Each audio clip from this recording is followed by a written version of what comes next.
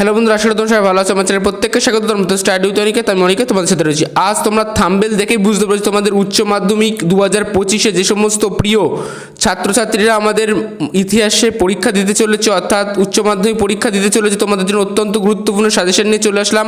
8 মার্কের কিছু কোশ্চেন রেখেছি, এগুলোই ফাইনাল সাজেশন। তোমরা এখান থেকে পড়বে 100% তোমরা কমন পারবে। ভিডিওটা স্কিপ করো না, বন্ধুদের মাঝে প্রচুর শেয়ার করো। চ্যানেলে যারা তোমরা চ্যানেল সাবস্ক্রাইব করে অবশ্যই পাশে দেখো। যাই হোক, তোমাদের মূল ভিডিও প্রবেশ করা যাক। প্রথমে যেটা রেখেছি অত্যন্ত গুরুত্বপূর্ণ একটা কোশ্চেন, আধুনিক ইতিহাসে লিখন পদ্ধতি কি, এই পদ্ধতি সম্পর্কে সংক্ষেপে আলোচনা করো। এটা কিন্তু মোস্ট একটা ইম্পর্টেন্ট কোশ্চেন 2025-এ উচ্চ মাধ্যমিক পরীক্ষায় আসার জন্য। যাই হোক, তোমরা কিন্তু এটা কিন্তু ভালোভাবে প্র্যাকটিস করে রেখো। 100-এর মধ্যে 80% কমন আসতে চলেছে এই প্রশ্নটা, ঠিক আছে। নেক্সট কোশ্চেনে কি রেখেছি, এটা কিন্তু মোস্ট ইম্পর্টেন্ট, এসে বসে রয়েছে তোমাদের উচ্চ মাধ্যমিক পরীক্ষার ইতিহাসে। উপনিবেশবাদ বা সাম্রাজ্যবাদ বিষয়ে হবসন লেনিনের তত্ত্বটি আলোচনা করো। এটা দেখবে তোমাদের প্রাইভেট যেখানে পড়ো বা স্কুল টিচাররা এই কোশ্চেনটা করিয়েছে নাকি, অবশ্যই আমাকে কমেন্ট করে জানিও। এটা কিন্তু মোস্ট একটা ইম্পর্টেন্ট কোশ্চেন, তোমাদের কিন্তু 2025-এ উচ্চ মাধ্যমিক পরীক্ষার ইতিহাসে এসে বসে রয়েছে এমন একটা কোশ্চেন। যাই হোক, তোমাদের নেক্সট কোশ্চেনে চলে যাওয়া যাক। নেক্সট কোশ্চেনে কি, এটা কিন্তু একটা মোস্ট ইম্পর্টেন্ট একটা কোশ্চেন, ভারতের রেলপথ স্থাপনের উদ্দেশ্য কি ছিল, এর কারণ ও প্রভাব ফলাফল আলোচনা করো। এটা কিন্তু মোস্ট ইম্পর্টেন্ট একটা কোশ্চেন। তোমাদের সেকেন্ডটা কিন্তু মোস্ট ইম্পর্টেন্ট কোশ্চেন। যাই হোক, তোমাদের এবার থার্ড যেটা রাখিছি সেটাও কিন্তু মোস্ট ইম্পর্টেন্ট। যে কটা রেখেছি 8 থেকে 9টা, এগুলো কিন্তু করতেই হবে। এখান থেকে করলে কিন্তু তোমরা কমন পেয়ে যাবে।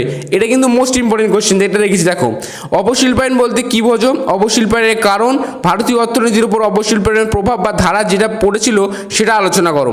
এটাও কিন্তু 2025-এ উচ্চ মাধ্যমিকে আসার মতো একটা কোশ্চেন, ইতিহাসের মোস্ট একটা ইম্পর্টেন্ট একটা কোশ্চেন, ঠিক আছে। এগুলো কিন্তু ভালো করে প্র্যাকটিস করে রেখো। তোমাদের বারবার বলছি ভালো করে একটা প্র্যাকটিস করে রেখো। যে সমস্ত কোশ্চেনগুলো আমি দিচ্ছি, চীনের ওপর আরোপিত বিভিন্ন অসম চুক্তিগুলি বর্ণনা করো সংক্ষেপে বা আলোচনা করো। যদি প্রশ্নটা আসে, যদি প্রশ্নটা ঘুরিয়েও দিতে পারে, চীনের ওপর আরোপিত বিভিন্ন অসম চুক্তিগুলি আলোচনা করো। বর্ণনা বা আলোচনা একই ব্যাপার। যাই হোক, এটাও কিন্তু মোস্ট ইম্পর্টেন্ট একটা কোশ্চেন। এগুলো কিন্তু বারবার বলছি 8 থেকে যে 9টা দিয়েছি, এগুলো কিন্তু প্র্যাকটিস করে রেখো। আমি লাস্ট মিনিট সাজেশনও আবার একবার আপলোড করে দেবো, কিন্তু এগুলো মোস্ট ইম্পর্টেন্ট। এগুলোর মধ্যে থেকে আসবে কিছু, ঠিক আছে।